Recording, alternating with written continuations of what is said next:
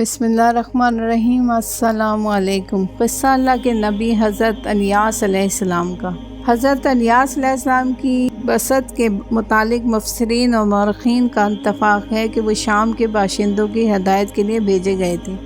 مشہور شہر ان کی رسالت و ہدایت کا مرکز تھا۔ حضرت الیاس علیہ السلام کی قوم مشہور بت باال کی پرستار اور توحید سے بیزار شرک میں مبتلا تھی۔ اللہ کے برگزیدہ پیغمبر نے ان کو سمجھایا اور راہ ہدایت دکھائی۔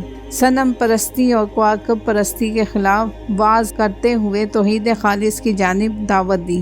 یہود یا مشرقی اسرائیلیوں کے یہاں بال کی پرستش کے لیے مختلف موسموں میں عظیم الشان مجالس منعقد ہوا کرتی تھیں اور اس کے لیے دیو ہیکل اور عظیم الشان قربان گاہیں بنائی جاتی تھیں، اور کہان اس کو بخورات کی دھونی دیتے اور اس پر طرح طرح کی خوشبوئیں چڑھایا کرتے تھے، اور کبھی کبھی اس کو انسانوں کی بھیٹ بھی دی جاتی تھی۔ منقول ہے کہ بال سونے کا تھا، 20 گز کا قد تھا، اس کے 4 منہ تھے اور اس کی خدمت پر 400 خادم مقرر تھے۔ حضرت الیاس علیہ السلام کے زمانے میں بھی یمن و شام کا یہی بت محبوب دیوتا تھا، اور حضرت الیاس علیہ السلام کی قوم دوسرے بتوں کے ساتھ خصوصیت سے اس بت کی پرستش کرتی تھی۔ چنانچہ اسی تقریب سے قرآن عزیز میں اس کا ذکر آیا ہے، اور بلا شبہ الیاس علیہ السلام کو رسولوں میں سے ہیں، اور وہ وقت ذکر کے قابل ہے جب اس نے اپنی قوم سے کہا، کیا تم اللہ سے نہیں ڈرتے؟ کیا تم بال کو پکارتے ہو اور سب سے بہتر اللہ کو چھوڑے ہوئے ہو؟ اللہ ہی تمہارا اور تمہارے اگلے باپ دادوں کا پروردگار ہے۔ پس اس نے الیاس علیہ السلام کا ذکر باقی رکھا۔ الیاس علیہ السلام پر سلام ہو، بلا شبہ ہم نیکوکاروں کو اسی طرح بدلہ دیا کرتے ہیں، بے شک وہ ہمارے مومن بندوں میں سے ہیں۔ حضرت الیاس علیہ السلام کا جن آیات کے اندر ذکر آیا ہے وہ حضرت نوح علیہ السلام اور حضرت ابراہیم علیہ السلام کی ذریت اور ان کی نسل کے انبیاء اور رسول کی ایک مختصر فہرست ہے۔ ارشاد ہے، ہم نے ان میں سے ہر ایک کو ہدایت عطا کی اور نوح علیہ السلام کو ہدایت بخشی۔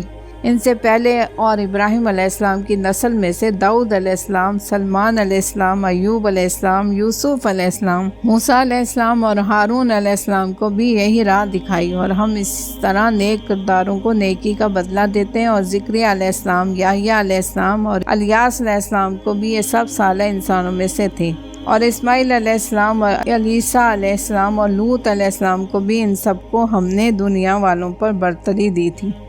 انبیاء بنی اسرائیل میں خصوصی امتیازات کے پیش نظر 3 قسم کی جماعتیں تھیں۔ بعض انبیاء علیہ السلام وہ تھے جو صاحب تخت و تاج اور صاحب حکومت تھے۔ بعض انبیاء علیہ السلام کی زندگی اس کے برعکس زاہدانہ اور راہبانہ تھی، اور دولت سربت سے یکسر نفور فقیرانہ معیشت کے حامل تھے، اور بعض نہ تو اپنی قوم میں حاکم و صاحب تخت و تاج تھے اور نہ خالص راہبانہ زندگی کے حامل، بلکہ ایک طرف قوم کے ہادی و پیغمبر تھے اور دوسری جانب معیشت سے وابستہ۔ قرآن عزیز نے ان انبیاء اور رسول کا ذکر کیا تو ان کے زمانے اور بعض دوسری خصوصیات میں مشابہت سے الگ ہو کر اسی نقطۂ نظر سے ان کو 3 جماعتوں میں تقسیم کر دیا، اور پھر ترتیب درجات کے لحاظ سے ترتیب ذکر کو بھی ضروری سمجھا۔ یعنی پہلی فہرست میں اول حضرت داؤد علیہ السلام اور حضرت سلیمان علیہ السلام کا ذکر کیا، جو نبی و رسول ہونے کے علاوہ صاحب مملکت بھی تھے، اور اس کے بعد حضرت ایوب علیہ السلام اور حضرت یوسف علیہ السلام کا تذکرہ کیا۔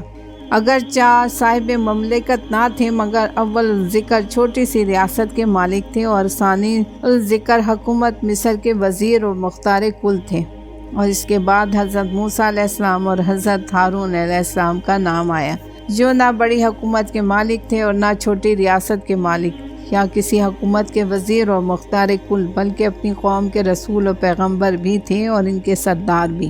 دوسری فہرست میں ان انبیاء اکرام کا تذکرہ ہے جنہوں نے نہ رہنے کا مکان بنایا اور نہ کھانے پینے کا سامان فراہم کیا، دن بھر تبلیغ کے حق میں مصروف رہتے اور شب کو یاد الہی کے بعد جہاں جگہ میسر آ جاتی ہاتھ کا تکیہ سر کے نیچے رکھ کر سو رہتے۔ اور حضرت یحییٰ علیہ السلام، حضرت زکریا علیہ السلام، حضرت عیسیٰ علیہ السلام اور حضرت الیاس علیہ السلام اس سلسلے میں بہت مشہور اور ممتاز ہیں۔ تیسری فہرست میں ان پیغمبروں کا ذکر ہے جنہوں نے نہ حکومت اور سرداری کی اور نہ خالص جہاد اختیار کی، بلکہ متوسط زندگی سے وابستہ رہ کے حق و تبلیغ اور ریاست ادا کیا۔ چنانچہ حضرت اسماعیل علیہ السلام اسی درمیانی زندگی کے حامل تھے۔ حضرت الیاس علیہ السلام اور ان کی قوم کا واقعہ اگرچہ قرآن میں بہت مختصر ہے، تاہم اس سے یہ سبق حاصل ہوتا ہے کہ یہود بنی اسرائیل کی ذہنیت اس درجہ مست تھی کہ دنیا کی کوئی برائی ایسی نہیں تھی جس کے کرنے پر یہ حریص نہ ہوں، اور کوئی خوبی ایسی نہ تھی جس کے یہ دل دادا نہ ہوں، اور انبیاء رسول کے ایک طویل سلسلے کے باوجود بت پرستی، عناصر پرستی، کواکب پرستی، غرض غیر اللہ کی پرستش کا کوئی شعبہ ایسا نہ تھا جس کے یہ پرستان نہ بنے ہوں۔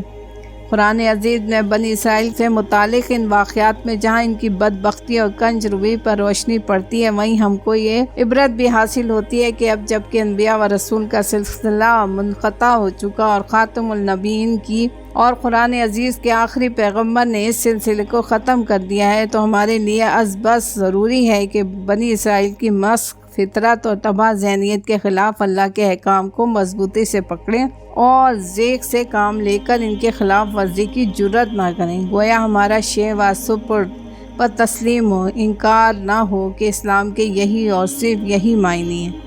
اللہ تعالیٰ کی خرب و رحمتیں حضرت الیاس علیہ السلام پر اور ان کی راہ پر چلنے والوں پر امت محمدیہ صلی اللہ علیہ وسلم سے سلام و ان پر بے حد حساب، آمین۔ جزاک اللہ۔